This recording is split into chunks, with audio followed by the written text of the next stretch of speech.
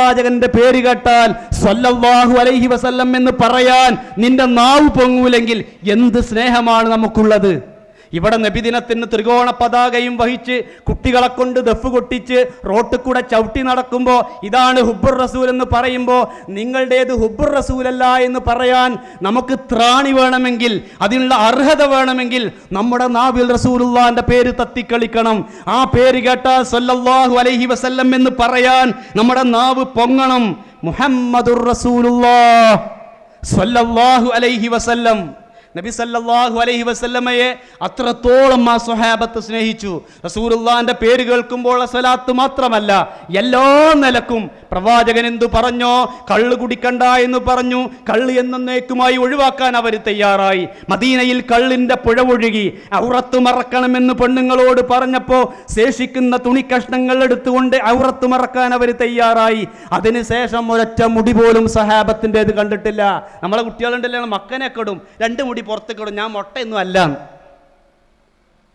നമ്മളെ പെൺകുട്ടികൾ കാണിക്കുന്ന പണിയാ. ഇന്നത്തെ വേഷവിധാനം കണ്ട ഛർദിക്കാൻ തോന്നും. പണ്ടത്തെ നമ്മളെ വല്യമാരുണ്ട് പുട്ടും കുറ്റിക്കര് ശീലയിട്ടില്ല, അതേമാതിരിയാണ് ചുരിദാറിന്റെ കാല്. ഇന്നത്തെ ഫാഷനാണല്ലോ അത്. അതും കെട്ടിത്താങ്ങി നടക്കുക. അങ്ങനെ ഒരു പ്രദർശന വസ്തുവായി സ്വന്തം മക്കളെ അങ്ങാടിയിലേക്ക് വിടുമ്പോൾ ഉമ്മമാർ ഓർക്കണം, എൻ്റെ മകളെ ഞാൻ വേശ്യയാക്കി വിടുകയാണ്. നബി സല്ലല്ലാഹു അലൈഹി വസല്ലം പറഞ്ഞതാ, മറ്റുള്ളവർക്ക് മറ്റുള്ളവരുടെ വികാരങ്ങളെ ഇക്കിളിപ്പെടുത്തുന്ന രൂപത്തിൽ വേഷവിധാനം സ്വീകരിക്കുന്ന, കൊഞ്ചിക്കൊഴഞ്ഞ് സംസാരിക്കുന്ന പെണ്ണ് തനി വേശ്യയാണ് എന്ന് റസൂലുള്ളാഹി സല്ലല്ലാഹു അലൈഹി വസല്ലമയുടെ വാക്കാണ്. അതുകൊണ്ട് നമ്മുടെ വീടുകളിൽ നിന്ന് വേശ്യമാർ ഇറങ്ങാൻ പാടില്ല. അവരുടെ വേഷം മാന്യമായിരിക്കണം, അവരുടെ ഡ്രസ്സ് മാന്യമായിരിക്കണം. നബി സല്ലല്ലാഹു അലൈഹി വസല്ലം അസ്മാ ബിൻത് അബീ ബക്കർ റളിയല്ലാഹു തആല അൻഹയെ വിളിച്ചുകൊണ്ട് പറയുന്നുണ്ട്, അസ്മാ, നിനക്ക് പ്രായമായി തുടങ്ങുകയാണ്, ഇനി ശരീരത്തിൽ ഒട്ടിപ്പിടിച്ച വസ്ത്രങ്ങളൊന്നും അണിയരുത് കേട്ടോ. ശരീരത്തിൽ ഒട്ടിപ്പിടിച്ചൊരു വസ്ത്രവും നീ അണിയരുത്. ഞാൻ ചുരിദാർ ഹറാമാ ഞാൻ പറയാം, പക്ഷേ കുറച്ച് ലൂസായിട്ട് അടിക്കണം, അതിൻ്റെ കട്ടിങ് ഓവറാകാനും പാടില്ല. ഇത് മേലക്ക് വല്ലാതെ പോയിക്കൊണ്ടിരിക്കുകയാണ്. അപ്പം അതൊക്കെ നമ്മളൊന്ന് നിയന്ത്രിക്കണം. ഇവിടെ ധാരാളം പെൺകുട്ടികളുണ്ട്. നമ്മൾ സദസ്സുകളിലേക്ക് വരുമ്പോൾ നല്ല ദീനീയ അവസ്ഥയിൽ വരും, വീട്ടിലേക്ക് പോകുമ്പോൾ മക്കനെ കയ്യിലിട്ട് കുടഞ്ഞിട്ടാ പോകുക, അപ്പോൾ ഷാൾ മാത്രമേ ഉണ്ടാവുള്ളൂ. ഈ ഒരു കാപ്പട്യം നമ്മളിൽ ഉണ്ടാകാൻ പാടില്ല. ഇതൊക്കെ റസൂലുള്ളാഹിനോടുള്ള സ്നേഹപ്രകടനമാണ്. പ്രവാചകൻ എന്തു പറഞ്ഞോ, സ്വഹാബ വനിതകൾ എന്തു ചെയ്തോ അത് നമ്മൾ ചെയ്യണം. ഇനി ഇതേപോലെ തന്നെ റസൂലുള്ള തിരിച്ചും സ്നേഹിച്ചു.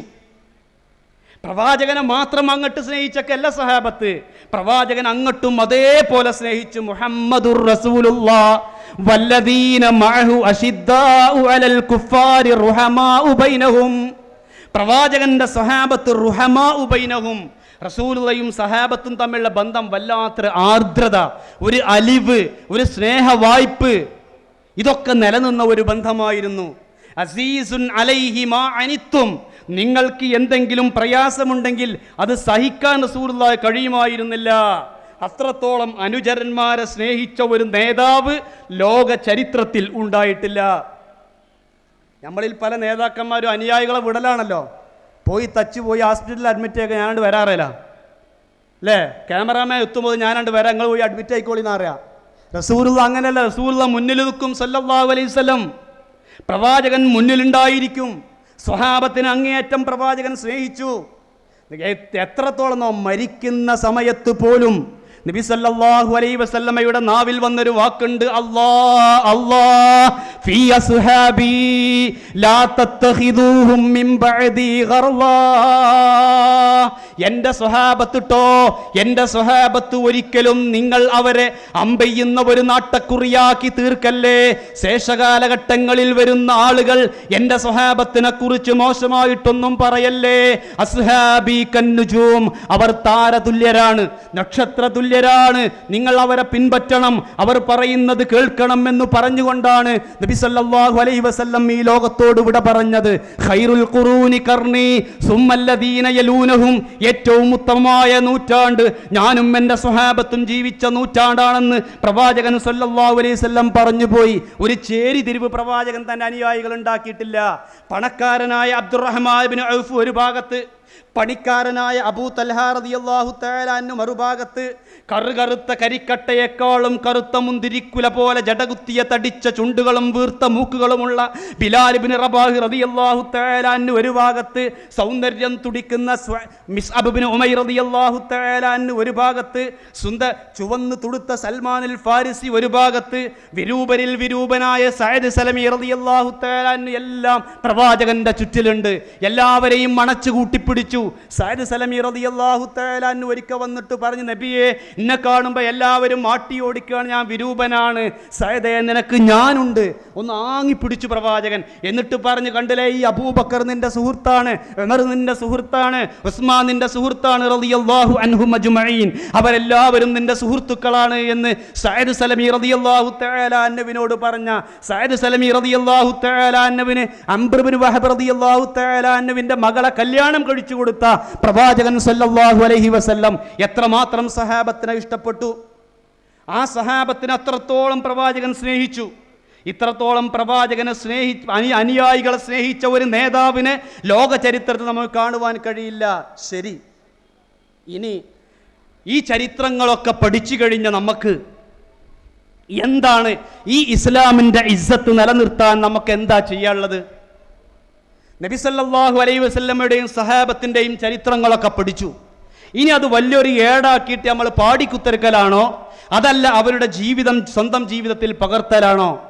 ഇസ്ലാമിൻ്റെ ഇസ്സത്ത് ലോകത്ത് ഉയർത്തിപ്പിടിക്കാൻ ഇസ്ലാമുനാലാ യസ്തഖീമു ഉമൂദുഹു ബിദുആഇ ശൈഖിൻ ഫീ സവായൽ മസ്ജിദി.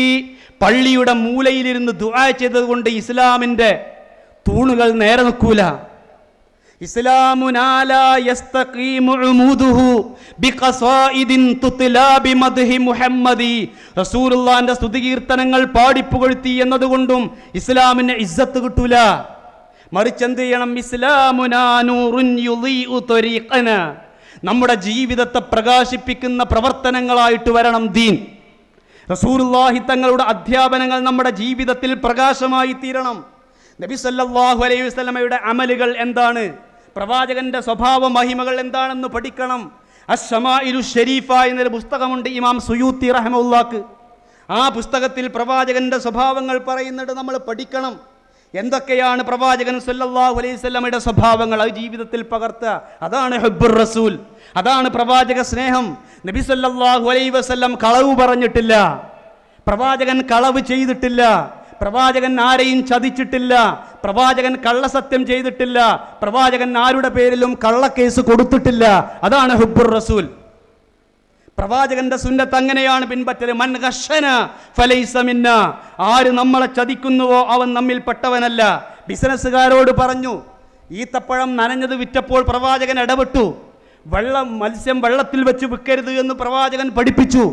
അകിടിൽ വെച്ച് പാല് കച്ചവടം ചെയ്യരുത് എന്ന് പഠിപ്പിച്ചു. ഗർഭസ്ഥ ശിശുവിനെ വയറ്റിൽ വെച്ച് കച്ചവടം ചെയ്യരുത് എന്ന് പ്രവാചകൻ പഠിപ്പിച്ചു. ഇങ്ങനെ ചതി വരുന്ന എല്ലാ ഘട്ടങ്ങളിലും പ്രവാചകൻ ഇടപെട്ടു. ചെയ്യരുത് എന്ന് പ്രവാചകൻ പറഞ്ഞു. നബി സല്ലല്ലാഹു അലൈഹി വസല്ലം ഗീബത്ത് പറയാറില്ല, നമീമത്ത് പറയാറില്ല, പരദൂഷണം